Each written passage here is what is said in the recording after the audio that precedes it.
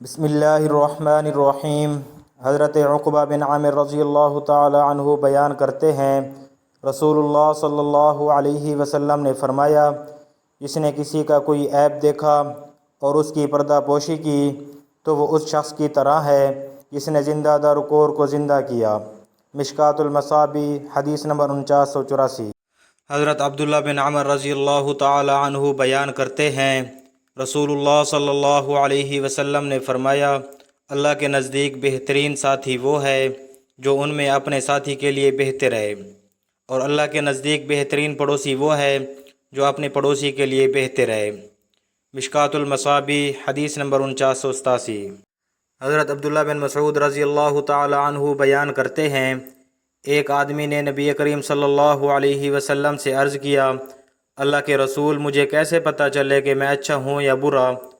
نبی کریم صلی اللہ علیہ وسلم نے فرمایا، جب تم اپنے پڑوسیوں کو کہتے ہوئے سنو کہ تم اچھے ہو تو تم اچھے ہو، اور جب تم اپنے پڑوسیوں کو کہتے ہوئے سنو کہ تم برے ہو تو تم برے ہو۔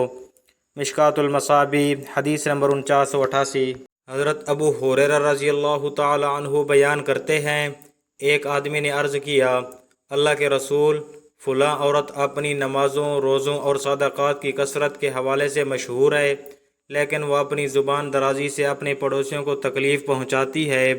آپ صلی اللہ علیہ وسلم نے فرمایا، وہ جہنمی ہے۔ اس نے عرض کیا، اللہ کے رسول، فلاں عورت اپنی نماز، روزوں اور صدقات کی قلت کے حوالے سے مشہور ہے، اور وہ پنیر کے چند ٹکڑے صدقہ کرتی ہے، اور وہ اپنی زبان درازی کے ذریعے اپنے پڑوسیوں کو تکلیف نہیں پہنچاتی۔ آپ صلی اللہ علیہ وسلم نے فرمایا، وہ جنتی ہے۔ مشکوٰۃ المصابیح، حدیث نمبر 4992۔ حضرت ابو ہریرہ رضی اللہ تعالی عنہ بیان کرتے ہیں کہ رسول اللہ صلی اللہ علیہ وسلم چند ایسے لوگوں کے پاس کھڑے ہوئے جو بیٹھے ہوئے تھے، تو فرمایا، کیا میں تمہیں تمہارے بروں اور اچھے لوگوں کے متعلق نہ بتاؤں؟ راوی بیان کرتے ہیں، وہ خاموش رہے۔ آپ صلی اللہ علیہ وسلم نے 3 مرتبہ ایسے فرمایا تو ایک آدمی نے عرض کیا، اللہ کے رسول، کیوں نہیں؟